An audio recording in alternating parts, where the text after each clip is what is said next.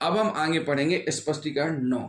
स्पष्टीकरण जो 9 है वो आईपीसी 38 में वर्णित है। क्या वर्णित है? आपराधिक कार्य में संपृक्त व्यक्ति विभिन्न अपराधों के दोषी हो सकेंगे। बहुत महत्वपूर्ण धारा है, इसको ध्यान से सुनिए। इस धारा में ऐसे सिद्धांत को स्पष्ट किया गया है जिसके अनुसार जहां एक से अधिक व्यक्ति किसी आपराधिक कार्य को करने में लगे हुए हैं या संपृक्त हैं, मतलब लगे हुए हैं, मिलकर कर रहे हैं, वहां उस कार्य के आधार पर उनका दायित्व अलग अलग हो सकता है। उनका दायित्व अलग अलग हो सकता है। धारा 34 के अंतर्गत कई व्यक्ति जब अपने साथी या सभी के समान आशय के को अग्रसर करने में किसी अपराध को कारित करते हैं तो उनका दायित्व समान होता है। धारा 34 के अंतर्गत क्या होता है कि कई व्यक्ति जब अपने सभी के समान आशय को अग्रसर करने में किसी अपराध को कारित करते हैं तो उनका दायित्व समान होता है। जबकि धारा 38 यानी इस धारा स्पष्टीकरण 9 के अंतर्गत किसी आपराधिक कार्य को करने में लगे हुए संपृक्त व्यक्तियों का दायित्व कार्य के आकार पर विभिन्न अपराधों का होगा। इस धारा के साथ जुड़ा हुआ दृष्टांत इसी बात को स्पष्ट करता है कि यद्यपि का और खा दोनों ही या की मृत्यु कारित करने में लगे हुए हैं, तथापि वे अलग अलग अपराधों के लिए दोषी हैं।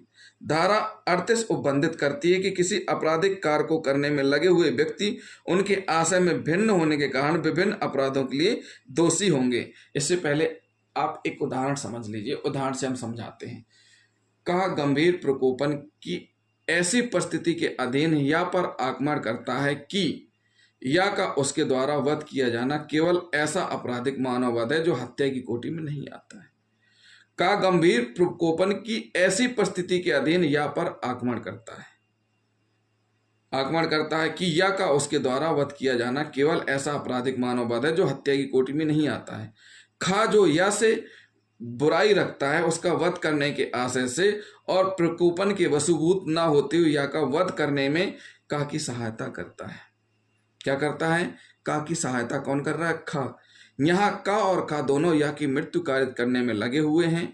खा हत्या का दोषी है और का केवल आपराधिक मन का दोषी है, आपराधिक मानववध का दोषी है। का केवल आपराधिक मानववध का दोषी माना जाएगा। फिर से समझिए इस धारा को साथियों।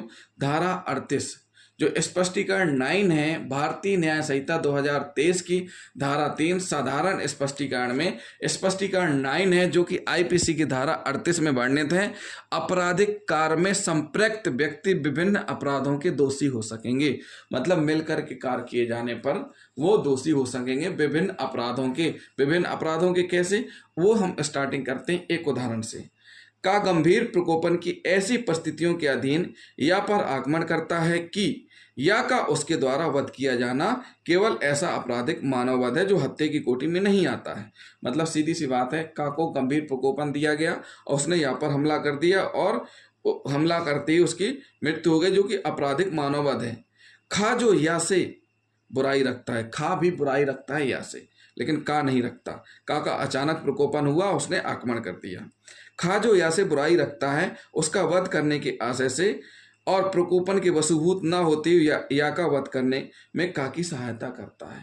मतलब सहायता कौन कर रहा है? खा। उसका आशय है या का वध करना, हत्या करना। यहाँ का और खा दोनों ही या की मृत्यु कारित करने में लगे हुए हैं। ऐसी स्थिति में खा जिसका उद्देश्य ही हत्या करने का था, हत्या का दोषी होगा, और का किसका दोषी होगा? आपराधिक मानववध का। क्यों? क्योंकि उसने जो अपराध किया अचानक प्रकोपन के द्वारा ही उसने गंभीर अपराध कारित किया जिससे उसकी मृत्यु हुई है। इस धारा में इस सिद्धांत को स्पष्ट किया गया है जिसके अनुसार जहां एक से अधिक व्यक्ति किसी आपराधिक कार्य को करने में लगे हुए हैं या संपृक्त हैं, वहां उस कार्य के आधार पर उनका दायित्व अलग अलग हो सकता है। संहिता की धारा 34 के अंतर्गत कई व्यक्ति जब अपने सभी के समान आशय को अग्रसर करने में किसी अपराध को कारित करते हैं तो उनका दायित्व समान होता है। जबकि धारा 38 के अंतर्गत किसी आपराधिक कार्य को करने में लगे हुए या संपृक्त व्यक्तियों का दायित्व कार्य के आकार पर विभिन्न अपराधों का होगा।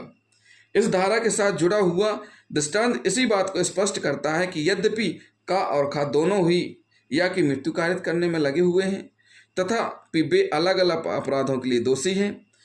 का भी वही चाह रहा था का देखिए का प्रकोपन के वशीभूत उसने गंभीर हमला किया जिससे मृत्यु हुई, लेकिन खा सहायता कर रहा सासे उसकी हत्या करने के लिए, जो हमने उदाहरण अभी बताया है।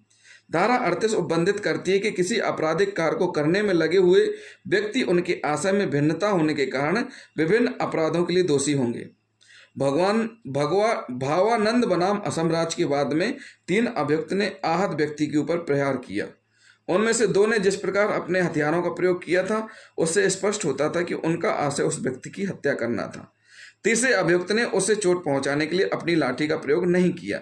यह निर्णीत हुआ कि पहले 2 अभियुक्तों की धाराओं में 302-34 के अंतर्गत हत्या दोषी होगी तथा तीसरे को धारा 304 पार्ट 2/38 के अंतर्गत दंडित किया, क्योंकि वह उन दोनों के साथ आपराधिक कार्य में शासक ज्ञान के साथ सम्मिलित था कि मृतक की मृत्यु होना संभव है। तो साथी ये क्या हुआ कि आपराधिक कार्य में शामिल हैं, लेकिन जो अपराध किया जा रहा है वो एक से अधिक अपराध हो रहा है। मतलब एक का उद्देश्य चोट पहुंचाना है तो दूसरे का उद्देश्य हत्या करना है, लेकिन हत्या करने के वाले के उद्देश्य में हत्या, और जो चोट पहुंचाने से भी अगर मर रहा है व्यक्ति तो उसमें आपराधिक मानववध की धारा लगेगी, उसके साथ 38 आएगा और हत्या के साथ में धारा 34 IPC आएगी। तो साथ ही ये हुआ क्या, भारतीय न्याय संहिता 2023 की धारा 3 स्पष्टीकरण नंबर 9